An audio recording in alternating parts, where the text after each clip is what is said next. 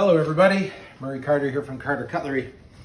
I just finished up a 3-knife matching set here of the Japanese kata-ha design.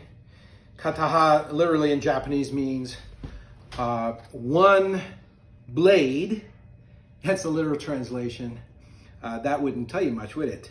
But what it means in practicality is that one side of the blade is ground and basically the other side is not. It's an asymmetrical grind.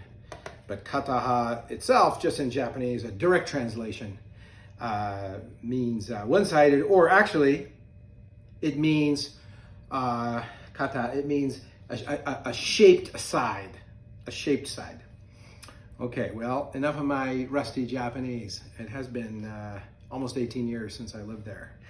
Anyway, this is kata-ha style. Very distinct, bimetal, mild steel on the outside, carbon steel forge welded to the backside. And same on all three of these knives here. Well, what can I tell you about these knives? I want to tell you what you're looking for when you're looking for one of these kata-ha knives, especially a long sushi knife. Now, the interesting thing about these knives is the blade tapers, but the grinding only happens on one side. But what's really important, more important than anything else, is that the cutting edge be straight. Especially in a long slicing knife like this. If this cutting knife, the edge is not straight, then when you're making slicing cuts, the blade's got to follow through if there's any curves in the blade, and then you're working against yourself and you'll tire out easily.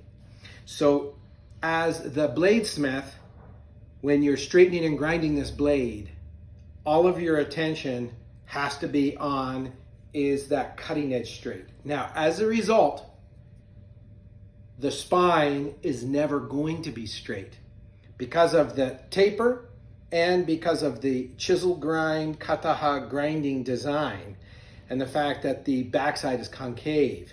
You can never actually get the spine straight. So if the spine is straight, absolutely straight, you need to be suspect whether the cutting edge is straight. You always need to prioritize the cutting edge on this style of knife.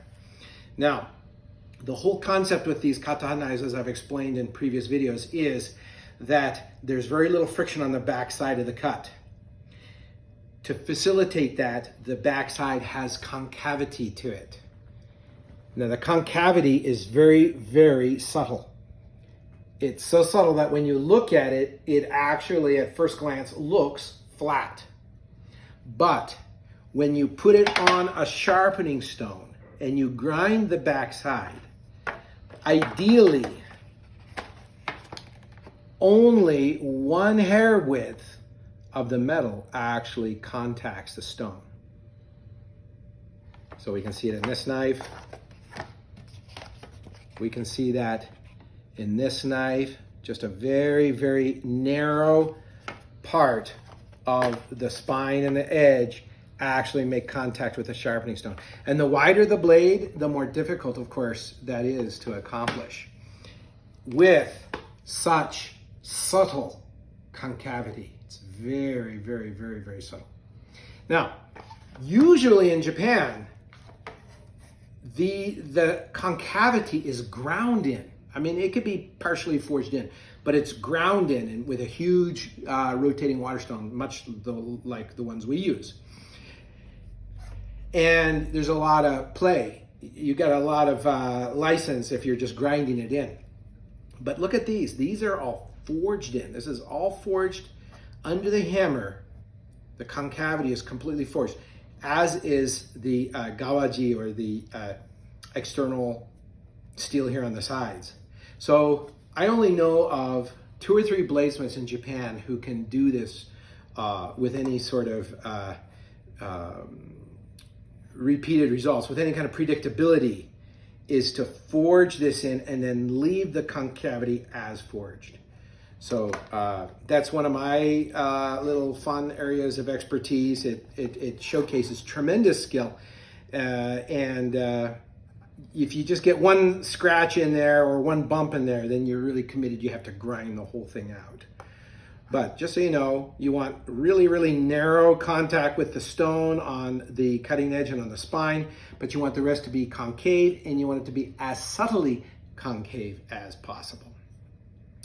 Now, something that I've just started doing is, you see there's quite a nice polish on the whole ground surface of this blade.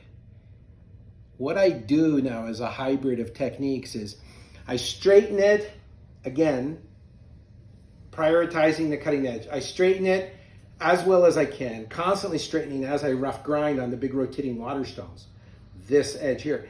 But then once I get it, continue to get it straight, I go to my roughest stone and I actually polish this whole surface by hand on stone. That ensures that I don't have any high spots and low spots.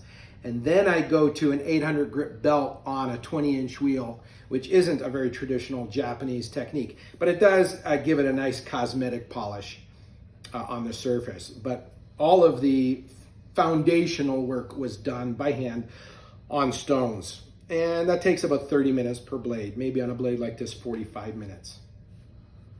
We have matching handles on this set. We have stabilized maple and black micarta, ferrule and butt cap, and a alternating white and black G10 spacer. This all was cut out of the same material. It's a very unique set. This is all for one customer. I don't do custom orders very often, but if I did, I would charge $5,000 for the same set. Now, in traditional Japanese behavior, I'm going to show you how the Japanese bladesmiths test to see if this knife is sharp. You all would be familiar with my 3-finger test of edge sharpness. But the Japanese bladesmiths, they do this. They put the blade to the back of their head, and it looks odd, and they see, does the blade just stop in their hair, or does it slide down? If it slides down, it's not razor sharp. And so you'll see bladesmiths in Japan doing this, and it looks just the craziest thing. And as I was hand grinding these knives today, I was remembering that, and so I thought I'd share that with you guys on this video. Okay, Murray Carter from Carter Cutlery saying stay sharp.